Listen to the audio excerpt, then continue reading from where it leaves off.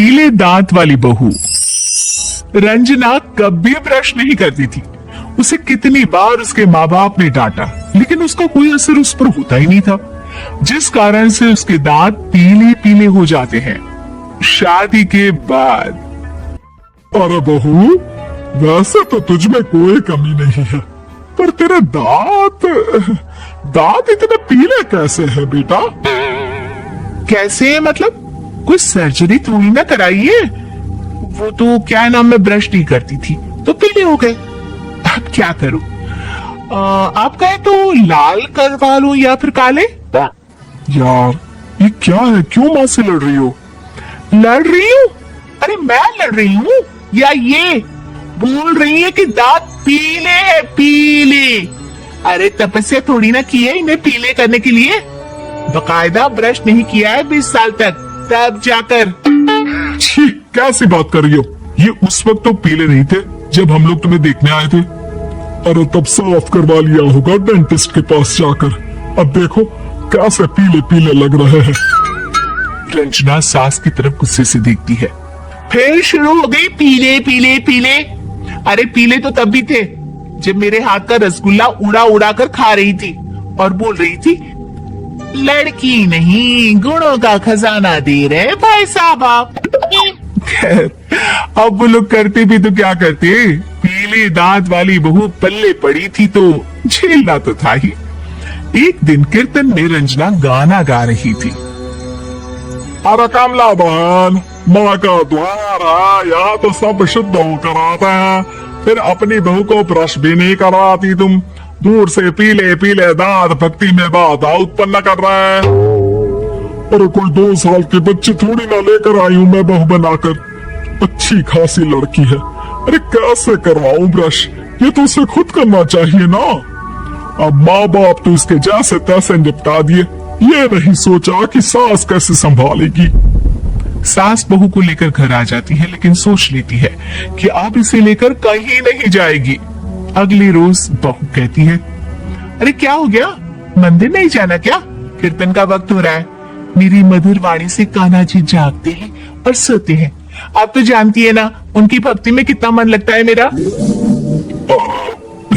वो क्या है ना, तबीयत ठीक नहीं लग रही है मेरी, आराम करूंगी मैं। तबीयत ठीक नहीं लग रही? अभी तो मिथुन के गाने पर नाच रही थी आप, और अब बोल रही है कि तबीयत ठीक नहीं लग रही।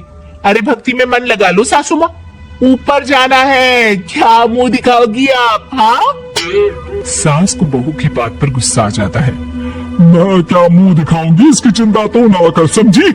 अपने मुंह की चिंता कर, जो ये पीले पीले दांत लेकर हर जगह पहुंच जाती है। पता है लोग कितना मजाक बनाते हैं। ना जी ना, मैं नहीं जाना कहीं तेरे साथ। तो ये बात है। कोई ना, मत जाओ, मैं अपने कमरे में ही बैठकर भक्ति कर लूंगी। ऊपर वाला दांत थोड़ी ना देखता है, मन देखता है, भावना देखता है। और अरे बस बस, तू सब कुछ दिखा, बस ये सफेद चमकदार दांत ना दिखाना किसी को, है? जा यहाँ से।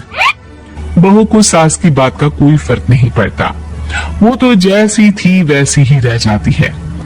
सुबह नहाकर किचन में खाना बनाना, फिर खाना खाना, कीर्तन भजन करना और सो जाना। एक दिन, माँ जी मैं सहेली के घर जा रही हूँ, शाम को लेट आऊंगी।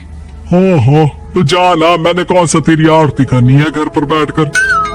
रंजना सहेली के घर जाती है, जहाँ वो पार्टी में जाने की तैयारी कर रही होती है। अरे शिखा, कहाँ जाने की तैयारी कर रही है? मैं गलत वक्त पर आ गई क्या? अरे नहीं यार, उल्टा सही वक्त पर आई है।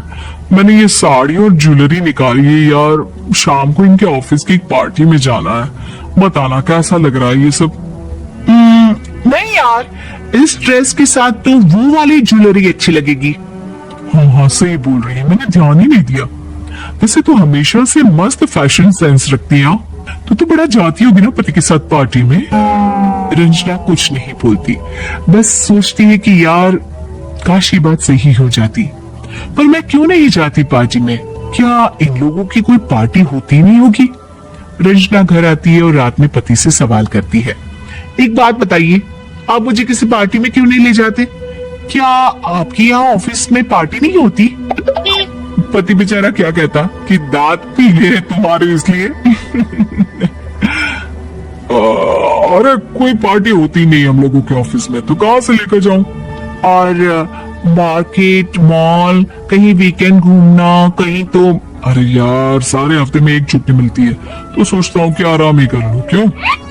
रंजना मन मार के रह जाती है। पहले कभी सास के साथ मंदिर जाया करती थी, लेकिन वो भी सास ने ले जाना बंद कर दिया। घर बैठी बैठी रंजना बोर हो जाती है। तभी उसे आइडिया आता है और वो बाइक के जाने का सोचती है। सासू माँ, 2 दिनों के लिए मम्मी के घर जा रही हूँ। अच्छा अच्छा ठीक है, आराम से जा। और हाँ, माँ से कुछ अच्छी आदत सीख कर आना कि कैसे शरीर के हर भाग की तरह दांतों की सफाई भी जरूरी होती है, समझी?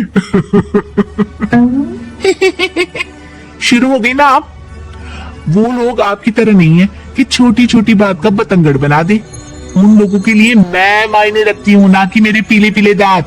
रंजना माँ को बिना बताए उन लोगों को सरप्राइज देती है, लेकिन जैसे ही वो दरवाजे पर पहुंचती है, अंदर देखती है कि घर वाले कहीं जा रहे होते हैं। अब माँ, काश रंजना दीदी के दांतों वाली प्रॉब्लम नहीं होती, तो वो भी हम लोगों के साथ चलती ना बुआ जी की बेटी की शादी में। हाँ बेटा, लेकिन अब उसे कौन समझाए कि उसको उसके पीले दांत नहीं दिखते, लेकिन उसके आसपास के लोगों को कितना एम्बैरेसिंग फील कराते हैं।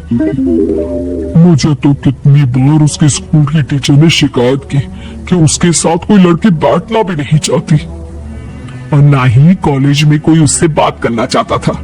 लेकिन पता नहीं क्यों उसे ये बात समझ में ही नहीं आती। कोई कमी नहीं है उस लड़की में, बस यही कि दांत पीले हैं।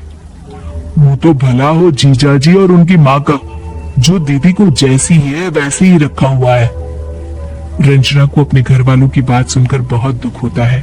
वो सोचती है कि वो क्या करे, लेकिन फिर वो सीधा डेंटिस्ट के पास जाती है, अपने दांत चमकाती है और कसम खाती है कि वो रोज ब्रश करेगी। अरे क्या हो गया? तुम तो 2 दिनों के लिए गई थी ना, पर कोई ना, अच्छा है, चलो आ गई तो। रंजना सास के सामने आकर खड़ी हो जाती है और पूरी स्माइल करती है, उसके चमकदार दांतों को दिखाती हुई। हाँ?